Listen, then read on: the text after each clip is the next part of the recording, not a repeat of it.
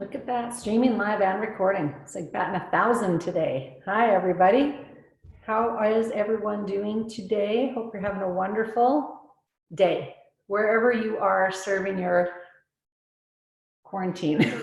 I'm Leah Mattins. We're on the Health on Command page. I've got so many boxes stacked up here to create this studio. There we go. Woo! It's a little bit of a fun house, not a mad house, a fun house.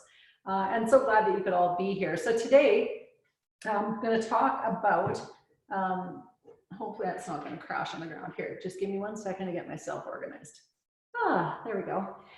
Zen, being Zen in the times of challenge.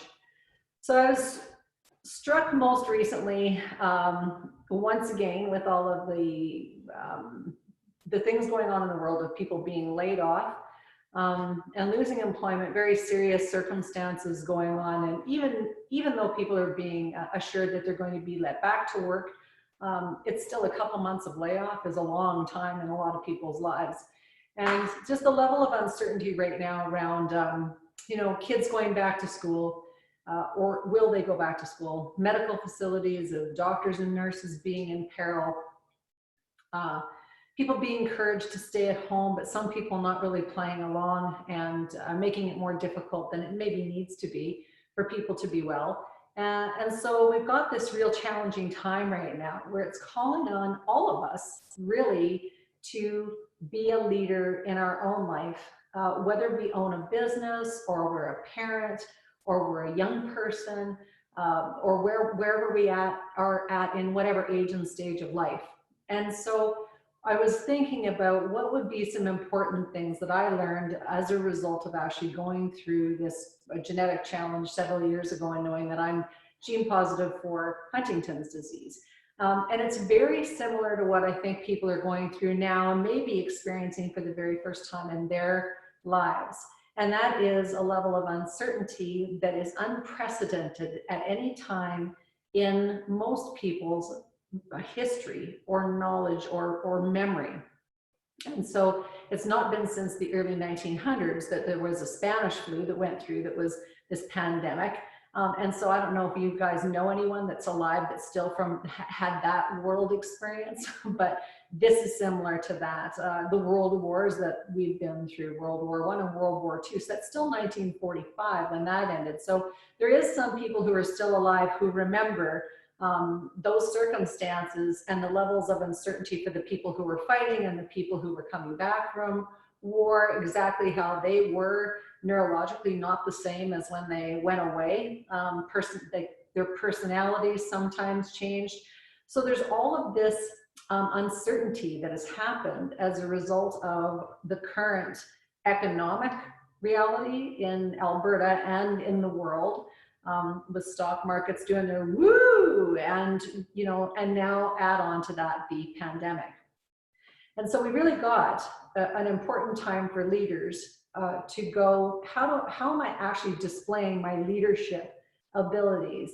Am I coming forth as somebody who is calm and wise and rational and sensitive and sensible? Or am I actually kind of adding to the sky is falling, the future is looking horrible and grim, and that the amplitude of that. And so it is this really cool and important time to really stack on our own understanding of what is my purpose in life?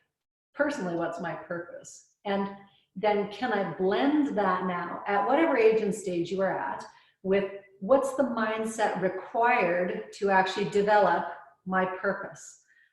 And so your path is not laid out for you. You've got to actually tune in, tap in to what is that internal voice of wisdom, your own inner counsel, to calm down your, fight or flight sensitivities, and instead to tap into this deeper knowledge and wisdom of what it is that we know we're supposed to be doing day to day in order to make us feel good. So feeling good is important, but feeling good is not all about woohoo and it's a party. Feeling good is about being satisfied with things. Feeling good is about not tolerating things that feel bad. So which is quite the opposite to how a lot of us were raised and how a lot of us have lived our lives. We've done a lot of things that we did out of more of a sense of I have to do it, a sense of duty and responsibility. And while those things are important, if you're doing those things because of that, not because it's an inspired action of really desiring to take care of something or do a particular kind of work, but that it's been, this really hard road for you, then you might be a little bit screwed up on the dial. And this is a really great opportunity to kind of reset all that and to go, okay, how about if I was to shake off all that old thinking? The old thinking being that I really need to do a lot of stuff that is incredibly painful, horrible, and tough to tolerate, or that is required of me.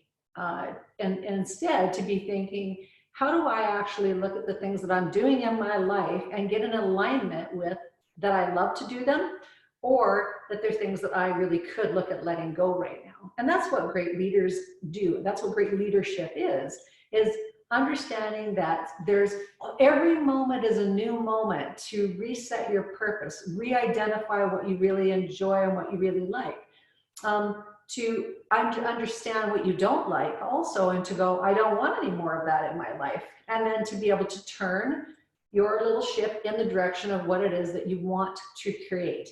And that's what mission is. And that is what mindset is and purpose, so the mindset of preeminence is having the want and desire to be good, better, best.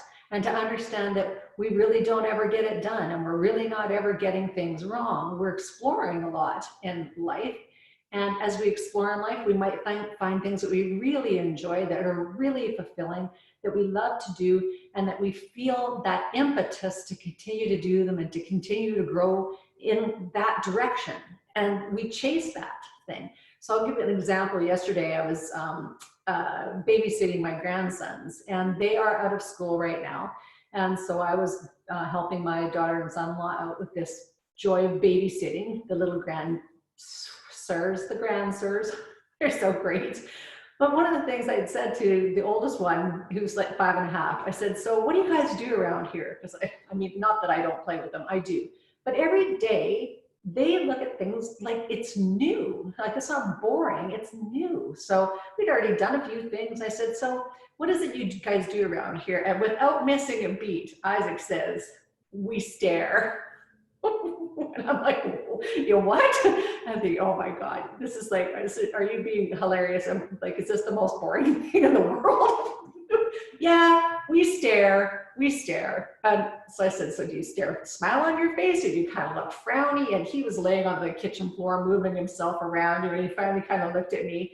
And then the 2.5-year-old also gets into the game. And so then they show me how they stare, and they're like, coming really close and then going away. And then it turned like just laughing, and it turned into this big stare off. And I said, can you blink? Like, is there blinking in this game? And it was fun and spontaneous and joyful and inspired, because I sure was not expecting that to be the answer about what do you guys do around here?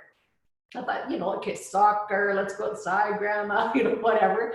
But we stare was absolutely hysterical. So, but your ability as a leader to grab on to those moments and go, oh, that feels good, and then amplify it and amplify it and amplify it and amplify it. And when it gets to a point where it's getting too over the top, it's also your joy to be able to settle it down. I've been a gymnastics coach for a lot of years, decades. And one of the things that I learned as a very young coach was a rule that I think still actually matters today, which is stop while it's still fun.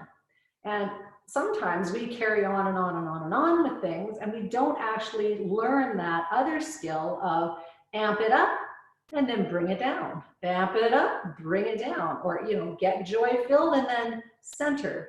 And so a lot of times we we're scrambled up because we spend so much time out here getting the next hit and the next amped up thing and the next excited thing and the next woohoo thing. And we're not encouraged to actually learn the other half of that equation, which is how do you actually then bring in the joy and savor it? How do you really savor it? And in those moments where we're savoring things, it allows us to also understand what we enjoyed about that experience, what was fulfilling, who we might want to play with more, who we kind of might not want to, you know, so we get a bigger understanding of ourselves when we go out and then we come in. And part of that understanding or that growing, the nurturing and nourishing of your own leadership skills really is about becoming preeminent, about going, I love to do more of that, and I'd love to do more of that, and I'd love to do more of that.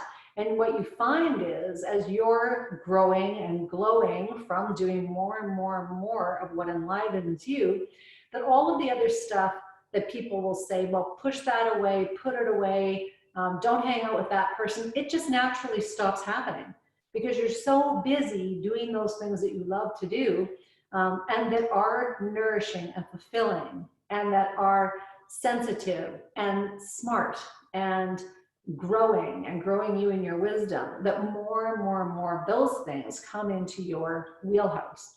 So what about in this time right now, when we've got these incredible challenges where people really haven't necessarily had any sort of frame of reference for it? So I can't remember the last time there was a pandemic. Can you? No. So ease up on yourself a little bit in terms of course we don't know what to do. People haven't lived through a pandemic, so it's not as if there is a bunch of expert advisors that are telling you exactly how the next steps are going to go. I think be easy on other people. When our leaders come out with their ideas and their plans and their thoughts, whether they're the elected leaders or they're supporting the leaders or they're running a country or they're running businesses, everyone is in the same boat here in that they don't actually have all the information because guess what, guys? You can't.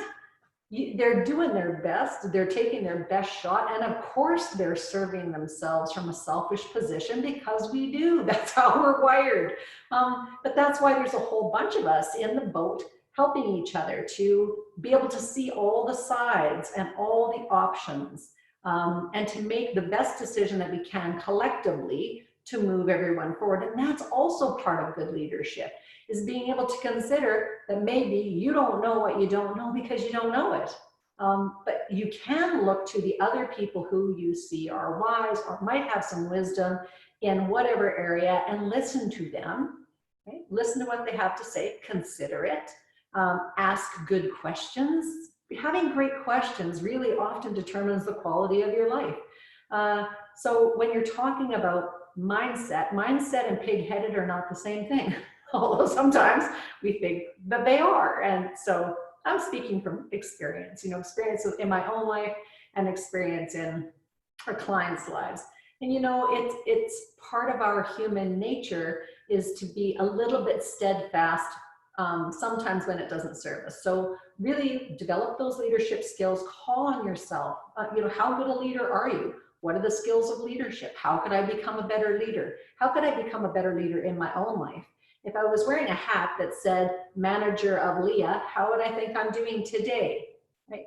And I want you to also let go of the concept or the idea that you've got to actually take score of everything that you've done in the past that hasn't been awesome or hasn't worked out the way that you thought it was going to, and instead put that in the I learned a lot bucket and bring that information forward with you in order to make good decisions from now forward.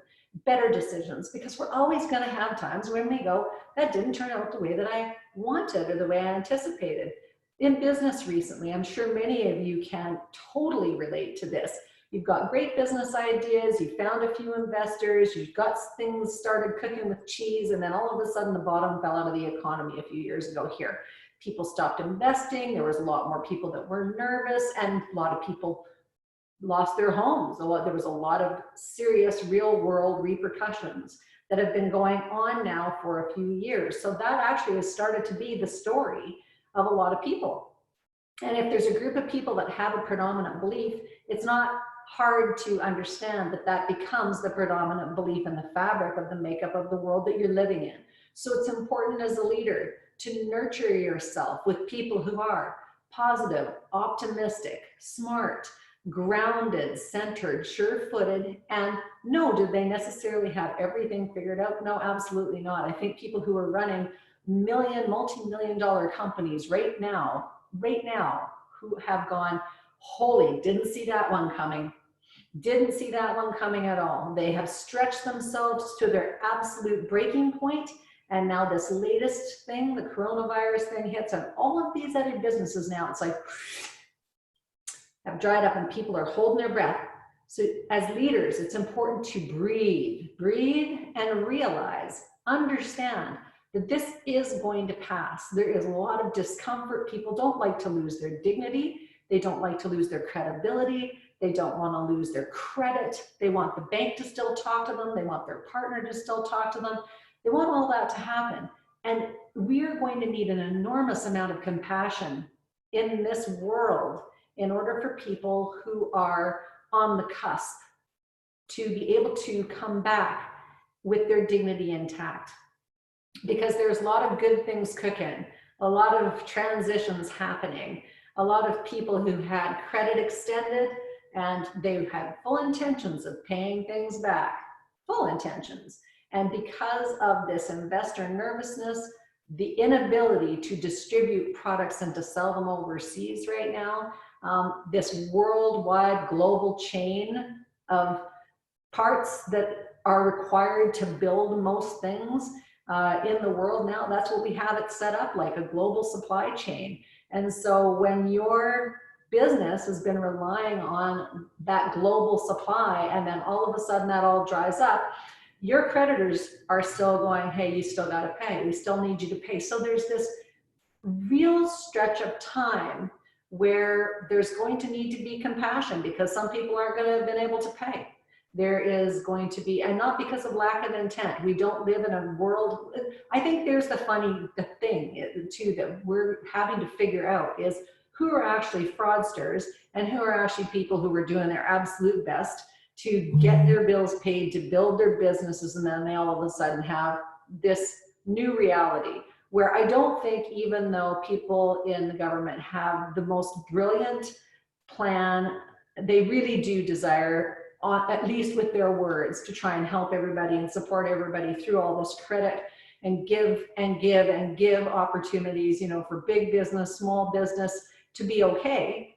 There's going to be people who are not okay and who are going to need time to recover. And so I can tell from my experience with the Huntington's disease thing in the family is that really your ability to be okay has got to be not conditional. You've got to learn as a leader that no matter what the sky is looking like, you need to maintain your dignity, your centeredness, your moral compass, your unflagging or unwavering self-discipline around the things that are important to you. And you need to surround yourself with people who think that way, people who want the best for you, people who can help you to see your blind spots, people who want to help your health to be really great, because they know that if your health is really great, then your brain function is really good. And when you've got great brain function, then you're able to think through things. You can see with more clarity. You can have an integrated response to the things that are happening in the world right now. So what the world requires of leaders around mindset is that you, first of all, want to lead yourself. So if that is you, stick your hand up and say, "Hi, that is me," and give yourself a pat on the back for wanting to lead in your own life. A lot of people don't want to, right? So, and they don't. They just go, I think I'd rather curl up in a ball over here. And if that is not you, if you are instead putting on the manager hat and going, I'm a leader in my own life, it's important for me. Here's your purpose-driven mission for this moment in time. Is anybody else affected by your leadership? Do you have children?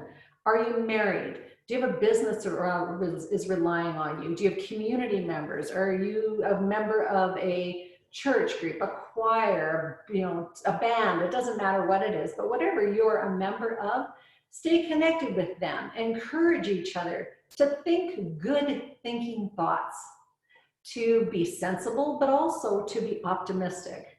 Really important balance, because we can get so far over in the weeds of what the despair is. Really do shore yourself up and surround yourself with people who are optimistic, positive, can see the bright side, who give good answers, who give great advice, who are calm and centered, and also who have real world solutions. So when you're getting up in the morning with your kids and you haven't seen them basically for 8 or 9 years because everyone's been working and everyone's been in school, and oh my God, all of a sudden you're spending a whole day with teenagers, go to somebody for advice that actually can give you advice with that, right? That's lived through some teenagers. We saw some beautiful things on Facebook of people posting all of their resources for crafts with little kids, how to make homemade paint, how to make edible paint, how to make edible Play-Doh, and I was brought back to all of the wonderful things that I used to do with my kids, and I'm sure a lot of you did those things with your kids too. Become the leader in your family. Encourage your family to do their best every single day, to be attentive, to grow their skills as parents, to grow their skills as little people, to get people to play along together, right? This is your opportunity as a leader to help people to work on their negotiation skills, their coordination skills. Like, how do you manage to all live in one space and everyone to get along as well as you possibly can? What if you've got one person that's a holdout? You know, like, so it's a little bit fun, and you can start really working on what is the expectations in leadership? What are the expectations in our home? And start having those kinds of cool conversations. All of those things are going to help you to be a better leader. All of them, even if they're challenging conversations. And cover every conversation and every thought that you think about yourself with a layer as thick as possible of love. Paint it all with love. Everything that is more of a challenge, pour more love on it. When in doubt, go to your room and pour more love on it. Think about, how could I come at this with myself even? How could I be more loving and more compassionate? How could I give myself more latitude in this moment to go, wow, you're doing a great job as a human being. And then looking with compassion at myself, how do I offer compassion to everybody else that's around me? How do I do that? Practice, practice, practice. This is what a wonderful opportunity this particular circumstance has given us, is that we can really call on ourselves to go, you know what? I remember when we lived through the 2020, blah, blah. We lived through it, and not only did we live through it, we rocked it. We didn't know what the heck was coming one day to the next, but we just kept getting up and getting dressed and looking good and paying attention to our kids, doing some singing, doing some dancing, being playful, being fun, being energetic, being sensible, being thoughtful, being kind, being compassionate, reaching out to other people. And that's what we did. And that's going to be the story that we're going to be telling in a very short period of time. It's going to be a distant memory, and it's going to be one where you can be incredibly proud of yourself for what you did as a leader to help not just you thrive in this circumstance, but also your family, your community, and the world at large. Right? I love you all. I hope you have a magnificent day, and do be mindful and think about your magnificence and the magnificence of the other people in your life. Bye for now.